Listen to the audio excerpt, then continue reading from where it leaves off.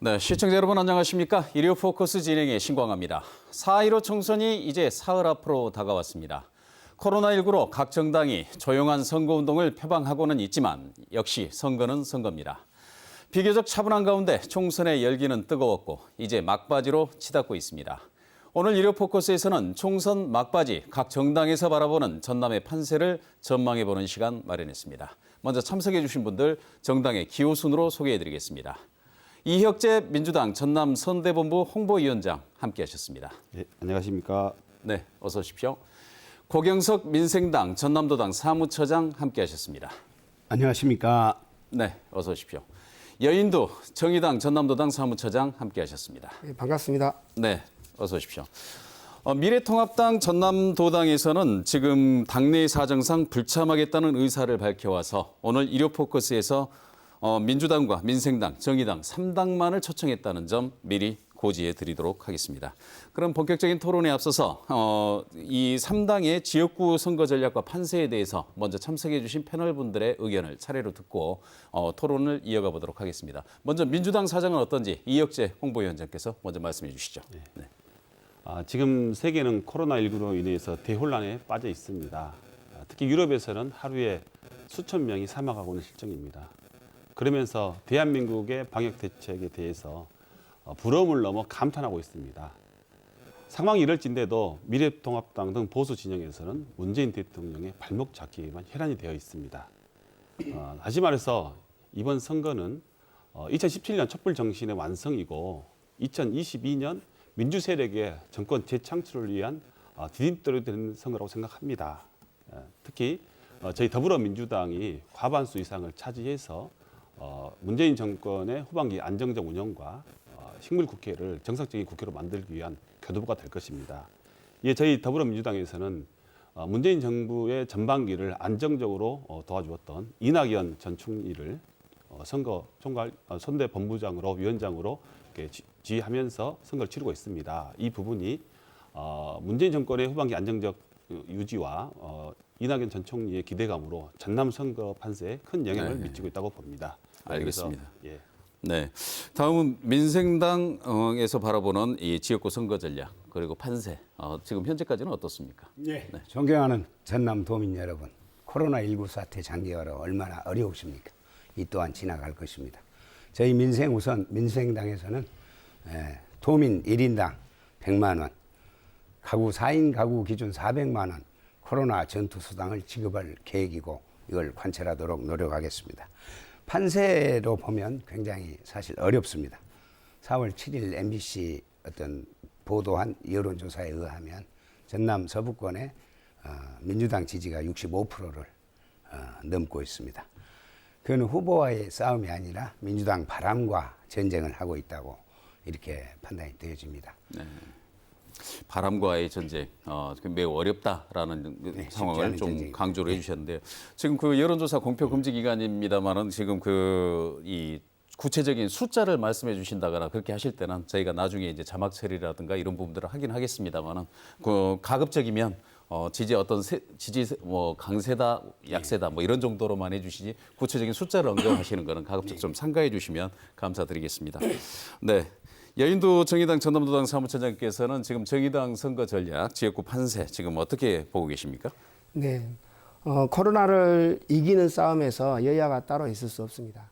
정의당 역시 코로나를 극복하기 위한 방법에 있어서 적극 협조하고 있습니다. 정의당에서는 그 전남에서 지역구 당선자 배출을 목표로 하고 있습니다. 그리고 정당 득표율 역시 30%를 목표로 하고 있습니다. 정의당의 전통적인 지지 기반이라고 할 수 있는 노동자, 농민, 그리고 중소상공인들을 기반으로 해서 중산층까지 지지세를 확장하려고 지금 하고 있고요. 또한 역대 선거에서 보면 정의당은 전남 서남권을 중심으로 해서 기반을 확장해 왔습니다. 그런데 이번에는 동부권에서도 새로운 바람을 일으키고 있다라고 저희들은 자평하고 있고요. 판세를 보면 저희들 역시 이렇게 만만한 싸움은 아니다라고 생각됩니다. 그런데 위성정당을 빼고 나면 정의당의 전국 지지율은 더불어민주당 그리고 미래통합당에 이어서 3위를 달리고 있습니다. 전라남도 역시 더불어민주당을 제외하고 그다음에 제1야당이라고 저희들이 이야기하고 있는데 제2당이 정의당이라는 것을 좀 우리 도민 여러분들께서도 알아주셨으면 합니다.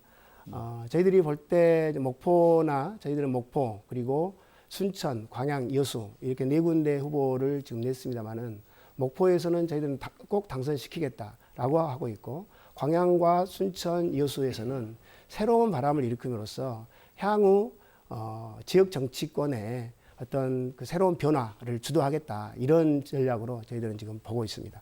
알겠습니다. 지금 지역구 판세를 그렇게 전망을 해주셨으니까요. 지금 이제 또 이번 선거에서 좀 달라진 부분이 준연동형 비례대표 정당 투표가 이루어지지 않습니까? 이른바 그 지역에서 유권자들 사이에서는 긴 투표용지, 짧은 투표용지에서 긴 투표용지를 의미한 것일 텐데요. 정당 비례대표 투표도 역시 매우 중요한 전략이지 않을까 싶습니다. 지금 그 말씀하신 걸 역순으로 해서 정의당 같은 경우는 지금 그 이번 준연동형 비례대표를 관철시키는데 가장 노력해왔던 정당으로서 전남에서 아까 조금 전에도 잠깐 언급은 해주셨습니다만은 정확하게 이제 득표 목표율 어느 정도 좀 하고 있고 전국적으로는 어떤 각오로 뛰고 있습니까? 저희들은 전남에서 30% 네. 그리고 전국에서 20% 득표율을 목표로 띄고 있습니다. 사실 이번에 그 정치개혁 과정에서 준연동형 선거제도로 개편되면서 아마 그 가장 큰 수혜를 정의당이 받을 것이다, 입을 것이다 이런 이야기들이 많이 있었습니다. 사실 어떻게 보면 그런 흐름들도 존재했었는데 소위 말하면 위성정당 문제가 불거지면서 아무래도 그 유탄을 정의당이 가장 세게 맞았다 이런 이야기들도 있습니다. 미래통합당과 더불어민주당이 어떤 정치 개혁의 민심을 외면하면서 위성정당, 가짜 정당 논란들이 불거졌지 않습니까? 이 과정에서 초창기에 선거 돌입하는 과정에서 초창기에는 사실 정의당의 지지율이 많이 빠졌습니다. 이제 그건 사실인데 그 이후에 미래통합당의 의원 꼬주기, 네. 그와 똑같이 또 더불어민주당의 의원 꼬주기라든가 그리고 그 이후에 더불어시민당과 열린민주당의 위장정당, 가짜정당 이런 논란들이 불거지면서 이건 어떻게 보면은 우리나라 그 민주주의를 경험했던 우리나라 역사상 경험하지 못한 퇴행적인 민주주의 모습이거든요. 이 모습들을 보면서 국민들이 많이 실망하면서 정의당에 다시 돌아오고 있다. 그리고 그동안 그 과정에서 정치개혁 이후에 유성정당 문제에 있어서 대한민국에서 유일하게 흔들리지 않는 정당이 정의당이었다라고 저희들은 자부합니다. 네. 그리고 그러한 것들을 국민 여러분들께서 그리고 도민 여러분들께서 알아주시면서 이제 다시 정의당으로 민심이 돌아서고 있다. 저희들은 그렇게 보고 있습니다. 정의당으로 민심이 다시 돌아오고 있다. 네. 예, 이렇게 판단하고 계시고요. 지금 민생당 입장에서는 지금 지역구 못지않게 이 정당 비례대표 이 부분에 대해서도 굉장히 관심을 많이 갖고 계시던데요. 지금 어떤 전략을 구사하고 계시고 어떤 게 목표입니까? 예, 준연동형 비례제 말씀드리기 전에 네. 지역별 지금 아까 어렵다고 말씀을 드렸습니다만은 예. 우리 서남북권에는 예. 아주 인물 경쟁력이 차별화되는 세 네. 후보가 있습니다. 우리 박지원 후보, 네. 황주홍 후보, 윤영일 후보 그런 후보들이 지금 여론조사에서는 좀 밀리고 있는 형국입니다만은 네. 밑바닥에 어떤 우리 민주당과 민생당은 보수의 한 뿌리고 원래 민주당의 한 뿌리입니다. 네. 그래서 호남에서 특히 전남에서는 민주당과 선의의 경쟁을 통해서 지역 발전을 이끌어내고 일당 독점의 폐해에 대해서 이렇게 강조를 하면 네. 아마 바닥 민심이 지금 서서히 회복되는 걸로 그래서 결국은 개표장에서는 골든 크로스가 일어나서 당선권에 두세 분은 나올 것이다. 저는 그렇게 생각합니다. 지역구에서. 예. 또 정당 비례대표 경우에는 네. 중앙당에서는 지금 두 자릿수에 접근하는 걸 목표로 하고 있습니다. 예. 그러나 다만 호남에서는 정당 투표는 우리 민주당이 하자 하는 바람이 많기 때문에 지역구는 인물을 보고 뽑고 그다음에 정당은 뭐 민주당을 찍자 이런 바람이 있습니다. 그래서 아마 호남에서는 좀 더 고전하지 않을까 이런 생각을 하고 있습니다. 상대적으로 호남에서는 고전하지 않을까. 네. 아까 말씀하셨던 이제 선거라고 하는 게 이제 구도와 바람과 인물인데 일단은 바람이 굉장히 강한 것이기 때문에 어차피 예. 그 부분은 포기하고 가시겠다. 포기까지는 그렇습니다. 아니겠지만. 선택과 집중. 그러면 네. 지역구 후보를 살리려면은 네. 좋습니다. 우리가 설득을 정 원하시면 민주당 비례를 찍으십시오. 그러나 지역구는 인물을 보고 우리 목포 발전, 호남 발전을 시킬 수 있는 인물을 보고 꼭 투표를 해 주십시오. 저희들도 궁여지책으로 그렇게 선거를 할 수밖에 없는 거 아니겠습니까? 예. 알겠습니다. 자, 그렇다면 이제 민주당 같은 경우는 상대적으로 조금 전에 이제 민생당에서 인정한 바람이니까 그 더불어시민당하고 지금 열린 그 외곽정당이라고 자임하고 있는 뭐 열린민주당도 있고요. 그렇다 보니까 이제 정당 비례대표 이 부분에 대해서는 선거운동이라고 특별히 어떤 부분에 주력을 하시면서 하고 계십니까? 예, 먼저 고경석 사무처장님께서 말씀하신 민생당과 더불어민주당이 한 뿌리다 이 네. 부분에 대해서는 이제 절대 동의할 수는 없습니다. 동의할 수 왜냐하면, 없다. 네. 민생당에는 바른미래당 계열도 들어가 있기 때문에 예. 이 점에 대해서 분명히 우리 전남도민께 알려드립니다. 네. 사실 21대 총선 비례대표제를 생각하면 좀 안타깝습니다. 네. 본연의 취지를 살리지 못하고 있습니다. 하지만 더불어민주당은 과반수 이상을 차지해야 한다는 절체절명의 지금 의무감을 가지고 있는 게 실정입니다. 네. 그런데 비례정당의 난립으로 특히 그 미래통합당의 위성정당이 미래한국당에게 사실 더불어시민당이 밀리고 있는 실정입니다. 예. 특히나 우리 더불어민주당 같은 경우는 소수 정당을 배려하기 위해서 1번부터 10번까지 당선권 안정권 안에 다 양보를 했고 지금 그 이후 순번을 저희 더불어민주당의 추천 후보로 배치해 둔 상태입니다. 네. 우리 목포 출신이기도 한 김원걸 김대중 대통령의 아드님 위원장님도 지금 14번에 배치돼 있어요. 예. 그래서 상당히 어렵습니다. 하지만 김대중 대통령께서는 정치인들에게 서생적 문제 의식을 갖되 상인의 현실 감각을 갖추라고 했습니다. 저희 더불어민주당이 비례연합정당에 참여할 수밖에 없는 것은 바로 김대중 대통령께서 말씀하신 상인의 현실 감각을 실천한다고 생각합니다. 네. 이 부분을 우리 도민들께 강력히 호소드리고요. 정말 어렵습니다. 비례대표는 인물은 기호 1번 더불어민주당 그리고 비례대표는 기호 5번 더불어시민당에게 표를 행사해 주시기를 진심으로 호소드립니다. 네. 아울러서 선거운동까지 말씀해 주셨고요. 네. 하실 말씀 있습니까? 아까 우리 이혁재 홍보본부장님 말씀을 하셨는데 어떻게 해서 한 뿌리라고 말씀을 드렸냐면요. 우리가 김대중 대통령 50년 만에 수평적인 정권 교체를 했습니다. 그때 박지원 지금 후보께서 비서실장을 그 뒤로 하셨죠. 그 정권 재차출의 현장에 있었습니다. 이제 그래서 계속해서 정당의 변천사를 거쳐서 열린우리당이 창당이 됐습니다. 열린우리당 창당이 되고 탄핵 광풍으로 인해서 다수당이 되고 꼬마민주당이 됐어요. 그 꼬마민주당과 열린우리당이 합쳐지면서 민주당의 이름이 지금까지 이어오고 있습니다. 그러나 그 원류는 그 꼬마민주당에서 시작한다고 볼 수가 있습니다. 네. 그건 동의하십니까? 자, 네. 그래서 네. 그 꼬마민주당 이제 결국은 이 시종자를 남겨놓으면 언젠가는 친노무현 세력에 의한 지금 문재인 대통령 정부는 열린우리당의 이를테면 후예라고 봐야 됩니다. 그게 주객이 전도돼서 지금 거기가 민주당이고 여기는 지금 아웃사이더가 된 그런 형국인데 결국 내용의 본질을 보면은 어차피 민주당과는 보수가 아닌 진보의 한 뿌리라는 것입니다. 그런 차원에서 설명을 드린 겁니다. 예. 알겠습니다. 네, 예. 알겠습니다. 예, 말씀하십시오. 예, 예. 네. 두 가지 저는 반론을 하고 싶은데요. 방금 말씀하실 때 민주당이 과반수 이상을 해야 된다라는 의무감이라고 표현을 했습니다.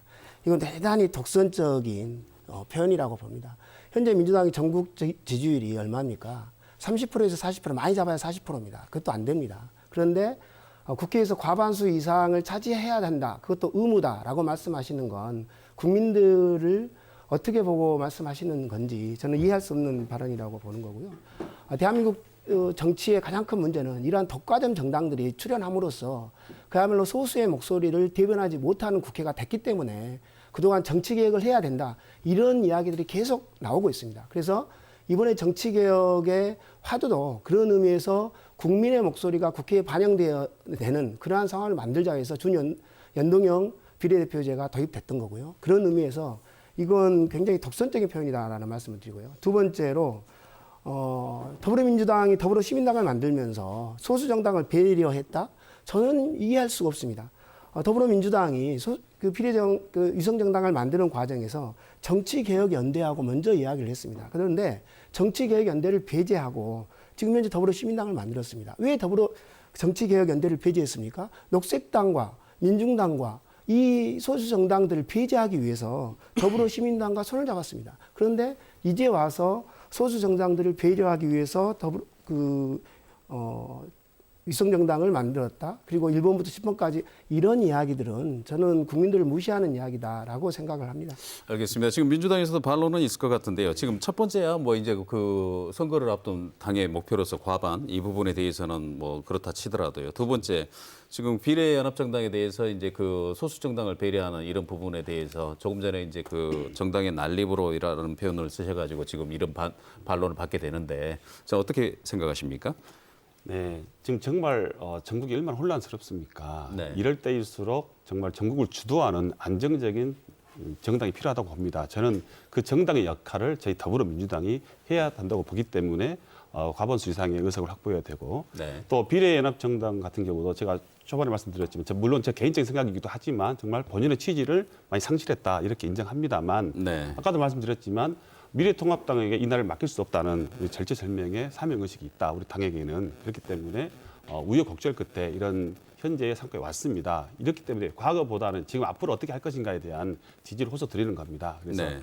다시 한번 강력히 호소드립니다만 정말로 그 미래통합당 보수 집단에게 이 나라를 더 이상 맡길 수 없다는 이러한 어떤 마음가짐으로 저희 더불어민주당과 더불어시민당에게 많은 지지를 호소드립니다. 네. 벌써 이제 총론만 얘기하다가 이 토론 시간의 절반을 지금 소비를 했는데요. 네. 이제부터는 그러면 쟁점 선거구들에 대해서 한번 들어가 보죠. 방금 뭐 목포를 사례로 말씀하셨으니까 어떻게 보면 이렇게 말씀하시는 그 목포 시민들도 좀 있으시더라고요. 보면은 목포가 참 이번에는 복이 많다. 각각의 인물이 되는 이 세 분이 동시에 경쟁하는 이런 경우를 목포가 언제 경험을 해봤겠냐라고 하는 그런 말씀도 있으신데 지금 그 조금 전에 이제 박지원 대표의 박지원 후보의 경쟁력에 대해서 충분히 설명을 해주셨고, 자 그렇다면 이 정의당에서 바라보는 지금 정의당도 목포는 꼭 당선돼야 할 지역, 당선이 가능한 지역으로 이렇게 보고 계시다고 하는데 네. 그 이유는 뭐고요? 지금 현재 상황은 어떻다고 보십니까? 지금 시민 여러분들께서도 충분히 아시다시피 상당히 치열한 구도로 목포 선거가 흘러가고 있습니다.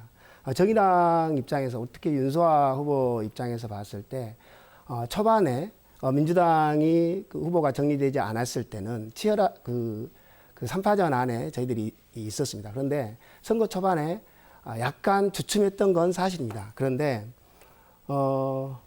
더불어민주당의 김원희 후보께서 순천에서 열렸던 동북권 의과대학 추진위원회 결성식에 가셔서 손을 들어주시는 이러한 사태를 보면서 시민들이 많이 이건 아닌데 어떻게 목포 시민의 30년 그동안 쌓아 올렸던 이러한 시민의 어떤 그 염원 사업을 이렇게 한순간에 이런 식으로 날려버릴 수 있냐 이런 말씀들을 많이 하시면서 굉장히 실망하시고 이런 과정들까지 와 있습니다. 이 과정에서 네. 그동안 윤소아 후보가 지난 4년간 국회에서 다른 여러 가지 많은 일도 하셨지만 특히 목포대학교 의과대학 유치에 결정적인 역할을 했습니다. 아직 확정은 되지 않았지만 현재까지 거의 확정 수준까지 올라와 있습니다. 네. 이런 사실들을 시민 여러분들께서 잘 아시기 때문에 이번 김원희 후보의 부적절한 그런 행동을 보면서 이게 아니구나. 지역에서 방금 우리 말씀하셨던 것처럼 집권 여당의 힘만으로 될 수 있는 건 아니구나. 그래서 이번 기회를 통해서 윤소아 후보에게 많이 돌아서고 있다. 저희들은 그렇게 판단하고 있습니다. 알겠습니다. 방금 말씀하신 그 부분에 대해서는 이제 그 유튜브 동영상이라든가 저희 목포 MBC에서도 보도를 했습니다만은 후보 본인은 그 부분에 대해서 반대다라고 이렇게 이낙연 총리에게 분명하게 얘기한 그런 영상을 방송한 것으로 동의할 그렇게 수 없다라는 표현을 했습니다만은 네. 정말 목포 시민의 애환을 알고 목포 시민의 30년 수건 사업이었다는 것을 안다면 첫째는 그 자리에 가지 않았어야 됩니다. 가지 않았어야 한다. 그렇죠. 두 번째로는 갔더라 하더라도 그 자리에서 항의하거나 아니면은 정확하게 입장 정리하고 퇴장을 했어야 됩니다. 오히려 그것이 어떻게 보면 목포 시민들의 입장을 정확히 반영하는 것이지 거기 가가지고 그 자리에서 모든 행사를 다 함께 하고 단지 이낙연 후보와 같이 사진 찍는 그 자리에서 그러한 수준의 이야기만으로 과연 그게 진정성이 시민들께 전달이 될 수 있을지 저는 의문이고요. 알겠습니다. 네. 지금 민주당에서는 지금 어떻게 예. 좀 반론하시겠습니까?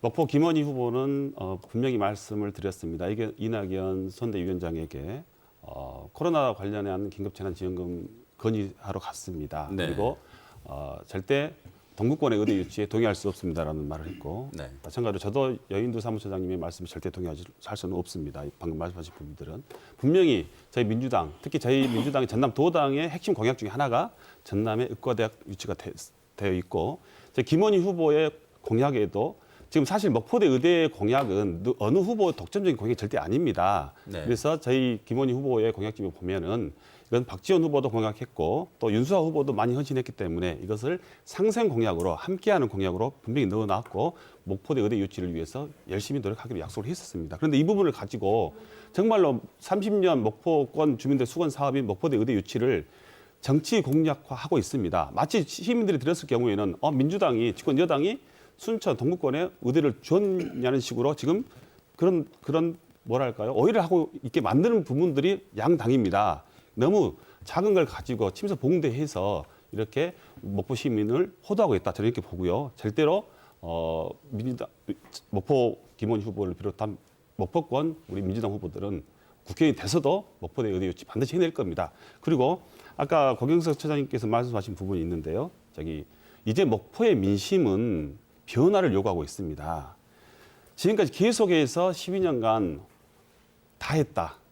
내가 다 했다. 이런 말씀 너무너무 많이 들었습니다. 물론 박지원 의원님의 헌신 정말 존경합니다만 지금 밑바닥의 목포 민심의 흐름은 변화를 요구하고 있습니다. 이제 혼자서 하는 정치보다는 함께하는 정치를 해달라. 그렇습니다. 지금 그 시기가 저는 왔다고 보고요. 절대 뭐 세대 교체 이런 표현 저희들 쓰지 않습니다. 이제 그동안 고생하셨으니까 그 역할을 이제 저희들이 한번 젊은 정치인들 해보겠다. 민주당 국회의원과 민주당 도의원, 시의원, 민주당 시장이 함께 힘을 합쳐서 목포 발전, 전남 발전 이뤄보겠다. 이런 심정으로 시민들께 다가가고 있지. 그래서 그런 부분들을 시민들께서 많이 인정해 주시고 저희 민주당을 사랑해 주시지 않나 이렇게 생각합니다. 예, 역시 이 동남권 의대 설립 문제 이 부분에 목포까지 이렇게 불똥이 튀는 이런 부분들이 이 우리 전남 선거캠프 관계자들 토론에서도 역시 쟁점이 될 줄 알았습니다. 저는 말씀하시죠. 네. 원래 이제 네거티브가 바람직하지 않은 거는 맞습니다만 사실관계를 정확히 짚고 나가자 하는 차원에서 말씀을 드린 겁니다. 사실관계를 아까 짚는다고요? 동북권 의과대학 추진위 결성식에 김원희 후보가 참석을 했다. 그리고 나서 그건 가짜로 편집한 사진이다 이렇게 얘기를 했어요. 그 사진은 거짓말을 하지 않습니다. 그 부분에 대해서는 제가 만약에 그 후보였다면 기자회견을 할 겁니다. 왜 중앙당에서 중앙당 민주당 선대위 위원장이 오는 순천에서 결성식을 추진하는가? 이게 당론인가? 당론이라면 나는 수용을 할 수 없고 당론을 변경해달라 하고 기자회견이라도 할 것입니다. 그렇게 해야 목포를 대표할 수 있는 후보의 자격이 있다고 저는 생각합니다. 예, 지금 고경석 사무처장께서 말씀하신 부분은 지금 목포를 대표하는 후보가 민주당하고 공약이 반대가 됐을 때 지역적 이익에 더 충실해야 한다. 이 부분을 지금 정확하게 선언하지 않았다. 그래서 지금 그 동남권 의대 유치에 찬성하고 있는 것 아니냐라고 하는 의혹을 다시 한번 제기하시는 거거든요. 그 점에 대해서는 어떻게 생각하십니까? 다시 한번 말씀드리지만 민주당에서 전남의 의대를 동남권에 준다고 한 약속이 없습니다. 그렇기 때문에 민주당에서 그렇게 정하지 않았는데 저희 목포권 후보가 그걸 가지고 반대한다 이런 입장을 밝힐 이유가 없지요. 다시 한번 말씀드리지만 목포 민주당 후보는 국회의원이 되면 반드시 목포대 의과대학을 유치할 겁니다. 특히 동북권 의원과 싸워서라도 가져올 거고요. 지금 또 방금 민생당 우리 처장님께서 말씀하셨는데 정말로 민생당에서 도당 차원에서 목포대 아니면 전남 의과대학을 유치하고 싶다면은 저는 민생당의 전남 도당 핵심 공약에 반드시 전남 의과대학 유치가 들어가야 된다고 봅니다만 제가 확인해 봤더니 정의당에는 들어가 있는데 저희 민주당 전남 도당 공약에도 전남 의과대 유치가 들어 있습니다. 하지만 민생당에는 들어있지 않습니다. 이것은 민생당의 전남 도당에 과연 전남의 의과대를 유치할 그런 의사가 있는지 열정이 있는지 의심스럽다는 말씀을 드립니다. 민생당의 공약에 전남의 의대 유치가 없다 이런 말씀을 해주셨습니다. 도당 공약 말씀드립니다. 도당 공약이에요. 네. 그렇습니다. 우리 박지원 후보, 우리 목포권 후보 공약집의 대표 공약에 목포권 의대 유치가 들어가 있습니다. 그 부분은 그렇게 바로 잡아주시고요. 아니, 도당 공약을 예. 말씀드린 겁니다. 저는. 이 의대는 국회의원 혼자서 할 수는 없습니다. 정말로 도당 차원에서 아니면 중앙당 차원에서 미뤄져도 쉽지 않는데 국회의원 개인 혼자의 공약에 넣은 것보다는 범도 차원에서 공약에 저는 분명히 넣었어야 분명한 그 당의 의지가 있다고 저는 보는 것입니다. 그러니까 저희 더불어민주당의 자, 핵심 공약에 그 부분 분명히 시청자 전남대 여러분들이 의대가 오해가 들어가 있을 것 있다는 걸 같아서 다시 말씀드립니다. 설명을 드리겠습니다. 저희 도당에서는 목포권 우리 도당 전남으로 유치를 하는 공약을 중앙당이 냈습니다마는 우리 당 사정을 말씀드리기가 좀 송구스럽습니다. 세 당이 합쳐서 그렇게 하는 과정에서 그런 공약에 누락이 돼서 바로 박지원 후보 공약에는 넣습니다. 그러나 아까 역으로 우리 김원희 후보는 동락권 의과대학 추진위 결성식에 문제가 제기되고 나서 예비 후보 홍보물에는 공약이 없었습니다. 분명히 확인했습니다. 그때 부랴부랴 해서 본 공보에다 넣었습니다. 그 사실관계를 확인해 주시기 바랍니다. 자, 그리고 아까 이제 계속 말씀드리겠습니다. 아까 우리 이혁재 본부장께서 목포는 변화를 요구하는 민심이다. 그건 목포의 전반적인 민심이 아닙니다. 민주당의 바람일 뿐이고, 자, 연륜에 경륜을 더해서 그게 힘이 원천이 돼서 굵직굵직한 현안을 가져온 국회의원이 있습니다. 그래서 기회비용 개념으로 중앙정치에서 영향력을 발휘해서 우리 전남을 총체로 흔들 수 있는 그런 영향력을 가진 후보에 이 세대 교체도 좋습니다만은 마지막 정치 역정을 거기다 방점을 찍으면 그게 어떤 게 기회비용 측면에서 어떤 효용이 높은가는 시민 여러분들, 도민 여러분들이 판단을 해 주실 것입니다. 알겠습니다. 지금 그 말씀까지 듣고요. 지금 현재 그 동남권 의대 문제 이 부분에서 우리가 진전을 보지 못하고 있는데 사실 목포대 의대 유치 문제는 지금 윤소아 의원이나 정의당의 고유한 공약이었는데 어떻게 하다 보니까 이게 이제 민주당 대 야당의 싸움으로 이렇게 돼가지고 지금 동남권의 보건의료, 공공보건의료대학 구체화되는 그 용역까지 가 있는 그런 부분들이 있어서 지금 어떻게 보면은 목포 시민들 사이에서는 정의당이 만들어 놓은 이 밥솥에 다른 사람들이 얹어 있는 이런 형국이 아니냐 하는 이런 부분도 있는데 정의당에서는 이 부분 어떻게 보고 있습니까? 예, 뭐 사회자님께서 정확하게 말씀하셔서 제가 뭐 그와 관련해서는 뭐 덧붙일 내용이 없을 것 같은데요. 한 말씀만 드리면 실제 방금 토론 과정에서도 보셨던 것처럼 실제 목포대학교 의과대학 누가 이렇게 가시권에 만들어 놨습니까? 정의당 윤소아 의원입니다. 윤소아 의원이 그동안 4년간 다른 많은 역할도 하셨지만 목포대학교 의대 만들어냈다고 해도 과언이 아닙니다. 그런데 이 선거판에서 12년간 그 목포의 지역구 의원을 하셨던 분은 숟가락만 얹어놨다. 이런 표현들을 듣고 있습니다. 그리고 집권 여당에 힘 있는 후보라고 말씀하시는 분은 동북권에 가셔서 방금 말씀드렸던 것처럼 동북권 의과대학 추진위원회 결성식에서 손을 들어주는 그런 사태까지 벌어졌습니다. 굉장히 무책임한 행동들을 하고 있는 것입니다. 지금 방금 이혁재 도의원님께서 말씀하셨던 전남도당에는 의과대학, 더불어민주당 전남도당 공약에는 의과대학 유치가 있다. 맞습니다. 있습니다. 그런데 의과대학 유치만이라고 표현되어 있습니다. 실제로 이렇게 되니까 어떤 현상이 일어나냐. 전남에 있는 더불어민주당 후보들이 전부 다 특히 동북권과 서북권의 후보들이 의과대학 유치하겠다라고 이야기합니다. 소병철 순천 후보는 제1공약이 의과대학 유치입니다. 서동영 광양을 거점으로 하는 광양 지역구 후보는 대학병원 설립하겠다. 이게 지금 공약입니다. 그런데 김원희 후보는 애석하게도 민주당 전남도당에 제출했던 5대 공약에 의과대학이 빠졌습니다. 그 이후에 예비 후보 공보물에도 10대 공약을 냈는데 거기에도 의과대학이 빠졌습니다. 과연 김원희 후보가 목포대학의 의과대학을 유치하겠다라고 하는 의지가 있는지에 대한 반문은 그래서 시민들이 하고 있는 것이고요. 두 번째로는 제가 또 이 더불어민주당만 이렇게 또 그러면 또 그런 것 같아서 민생당 박지원 후보 어떻습니까? 지난 12년간 선거 때만 되면 목포대 의대 이야기 하셨습니다. 그런데 국회 회의록을 제가 뒤져봤습니다. 회의록에 목포대학교 의대 문제가 하나도 안 나와 있습니다. 과연 국회에서 목포대학교 의대 문제, 전남 서남권의 이 열악한 의료 현실을 바꿔보고자 하는 그런 의지가 있으셨는지 저는 반문을 드리고 싶고요. 알겠습니다. 그 과정에서 바로 반론하시죠, 그러면. 자, 네. 12년 동안 뭐 했냐? 자, 의료 낙후 지역인 우리 목포권에 의대 유치를 하기 위해서 노력을 했습니다. 그러나 그때 당시 상황은 인구가 줄고 의료 수급 계획이 변화될 조짐이 없었습니다. 전체적인 맥락에서. 하지 않으셨다는 그러면 말씀이시죠? 이 안으로 자, 지금 일산병원이 국민건강보험에서 아주 모범적인 병원으로 지금 운영이 되고 있습니다. 만족도가 높습니다. 그런 걸 영남하고 호남에 하나씩 했을 때 호남 목포에다 다고 그건 연대 세브란스 병원에서 위탁 운영을 합니다.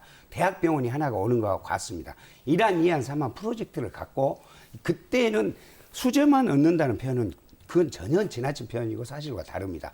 자, 의료 수급 계획에 아무리 인구가 줄고 계속 그렇기 때문에 수급 계획이 변동이 안 생깁니다. 참 어려웠어요. 그러나 죄송합니다. 모종을 심으니까 비 온다고 지금 역설적으로 코로나가 와서 우리 의료 체계 전반을 수정해야 될 부분이 왔습니다. 이게 바로 물실호기의 기회가 온 겁니다.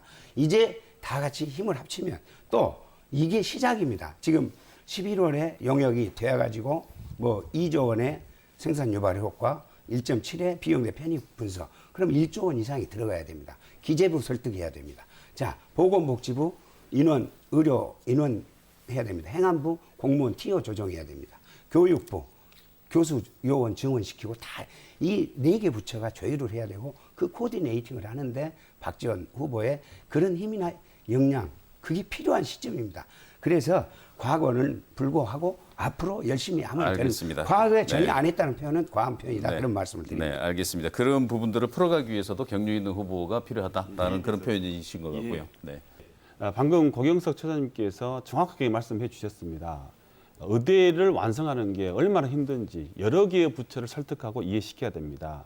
물론 윤수아 의원께서 상임위가 보건복지이다 보니까 영역까지 이끌어내는 거 정말 수고하셨습니다만 그 이유가 너무나도 어려운 단계가 남아 있습니다. 그럼 과연 이것을 국회의원 혼자 할 수 있겠는가? 저는 그렇지 않다고 봅니다. 이 집권 여당의 어떤 정부 차원에서 전남도의 어떤 지역 안배 차원에서 결정을 해줘야 됩니다. 과거에 이명박 대통령 후보 시절에 목포대 의대를 대성 공약을 한 적도 있었습니다만 정권의 의지가 없었기 때문에 불가능한 거 아닙니까? 반드시 이건 정부가 집권 여당이 나서야 됩니다.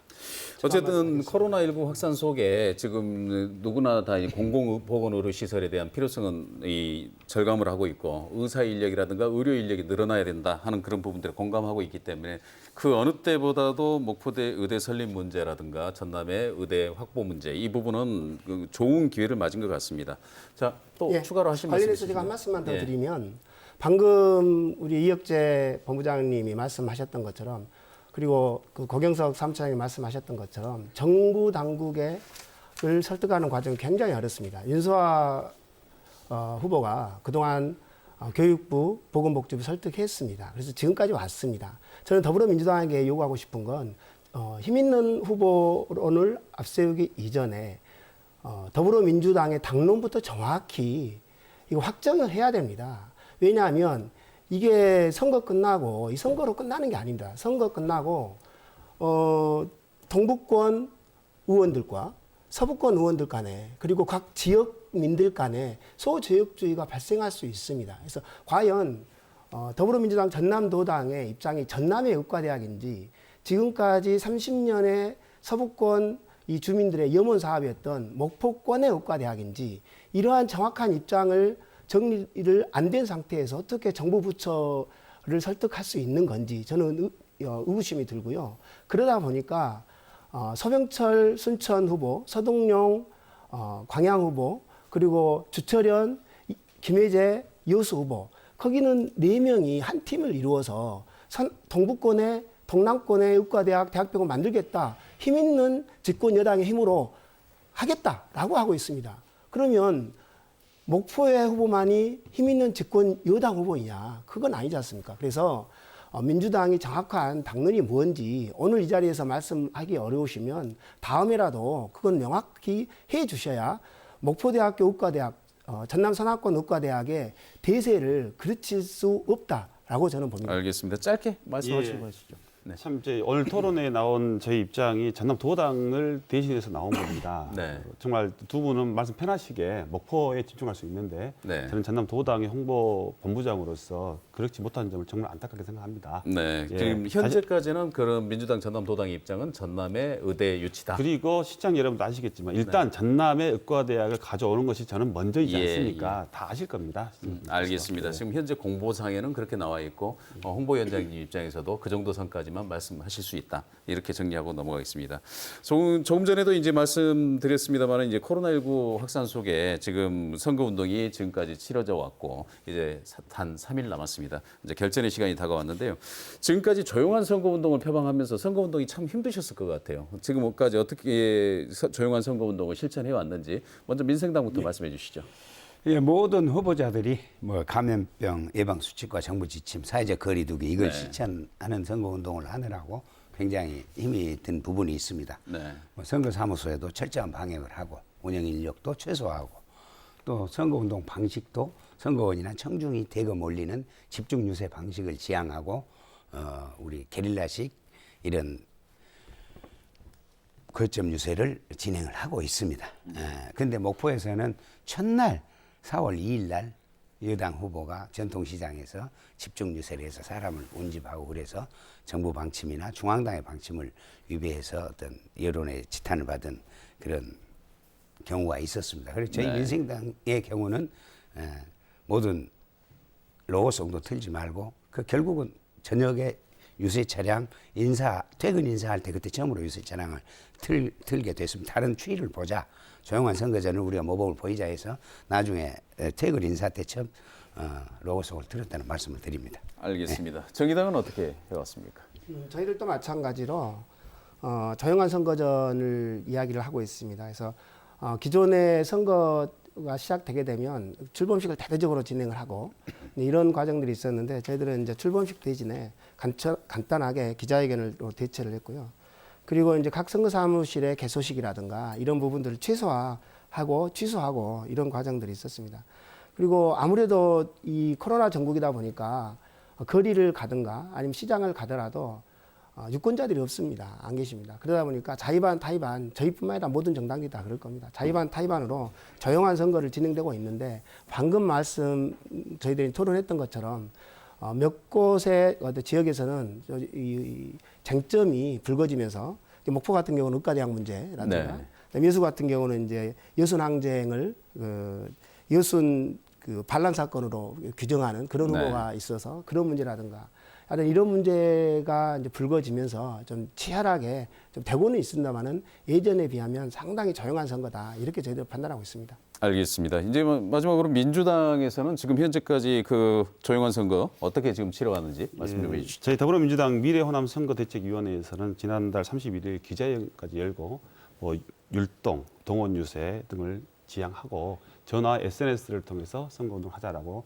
발표한 적이 있습니다. 그리고 아까 우리 고경수 차장님께서 우리 당 후보를 말씀하시고 첫날 집중 유세를 했다고 하는데요. 그것은 집중 유세라기보다는 좀 사람들이 많이 모인 시장 앞에서 했기 때문에 그렇게 보였을 것 같고요. 그다음에 정말 저희 목포권 후보 같은 경우는 로고송을 만들었지만 지금까지 틀어본 적이 없습니다.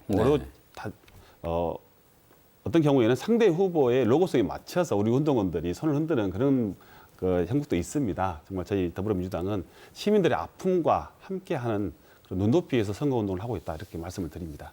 알겠습니다. 이제 세 분 말씀 듣다 보니까 어느새 토론의 마무리할 시간이 되세요. 지금 총선이 이제 3일 앞으로 다가왔는데 각 정당의 전남도당의 선거 전략 짧고 굵게 말씀해 주시고 이 토론 마무리하도록 하겠습니다. 먼저 민생당부터 해주시죠. 네. 예. 저희 민생당 후보들 경쟁력으로 민주당 바람과 맞싸우고 있습니다. 예, 존경하는 전남 도민 여러분, 후보를 보고 투표해 주십시오. 당 바람, 전남은 전부 아까도 말씀드렸지만 뿌리가 진보 계열로 다 갔습니다. 어차피 진보 계열이 연합해서 문재인 정부의 성공을 돕고 정권 재창출에 앞장설 것입니다. 그러나 호남 발전을 위해서는 치열한 경쟁을 통해서 우리 전남의 목을 키워나갈 것입니다. 네. 냉정한 판단으로 후보자를 선택해 주시면 감사하겠습니다. 알겠습니다. 그걸 전략으로 하고 있습니다. 알겠습니다. 지금 정의당 말씀해 주시죠. 네, 정의당도 마찬가지로 지금까지 그래왔던 것처럼 정의당만의 진정성, 정의당만의 진심을 전해드릴 것입니다. 우리나라 정치의 폐해가 거대 양당의 그 구도에서부터 시작된다고 했습니다. 거대 양당이 충돌했을 때 우리는 작년에 보았지 않습니까? 정치가 실종됩니다. 정치만 실종된 게 아니라 민생도 실종되고 경제도 실종됩니다. 그래서 정의당과 같이 원칙을 지키는 정당이 거대 양당이 충돌했을 때 국민의 편에서 조율할 수 있는 그러한 정당이 우리나라에는 필요합니다. 그것이 바로 저희들은 정의당이라고 생각하고요. 그리고 정의당 전남도당 역시 마지막 3일 그러한 정의당의 원칙에 입각한 선거운동을 진행하겠습니다. 그래서 정말 새로운 정의당의 모습 그리고 네. 지역에서 어떤 정치를 바꿔내는 새로운 모습을 정의당이 보여드리도록 하겠습니다. 알겠습니다. 마지막으로 민주당 말씀해 주시죠. 네, 민심이 흐르는 변화의 물결을 단순히 바람으로 치부하기에는 너무나 우리 지역 주민들이 원하는 게 큽니다. 이건 바람이 아닙니다. 정말로 민심은 더불어민주당으로 하여금 후반기 안정적 국회 운영과 안정적 국정 운영을 뒷받침해라라는 그런 사명을 주고 있는 것 같습니다. 더욱더 낮은 자세로, 더 겸손한 자세로 국민 여러분, 도민 여러분께 다가가겠습니다. 더불어민주당을 많이 응원해 주십시오. 네, 장시간 말씀 감사합니다. 네, 수고하셨습니다. 네, 코로나19와의 전쟁 속에서 치러지는 총선이 이제 사흘 앞으로 다가왔습니다. 이번에 선출되는 국회의원들은 민심을 대변하는 정치적 리더로서뿐만 아니라 코로나19로 어려움을 겪는 경제와 민심을 수습하는 막중한 역할을 하게 됩니다. 과연 우리 동네 후보는 어떤 삶을 살아왔으며 어떻게 지역민과 소통해 왔는지 또 역량은 충분한지 꼼꼼히 따져봐야 할 것입니다. 각 가정에 도착한 선거 공보에서 부족한 부분은 중앙선관위 인터넷 홈페이지를 통해 확인할 수 있다는 점 다시 한번 알려드리면서 오늘 일요 포커스 여기서 모두 마치겠습니다. 오는 15일 수요일 선택의 날에 투표장에서 뵙겠습니다.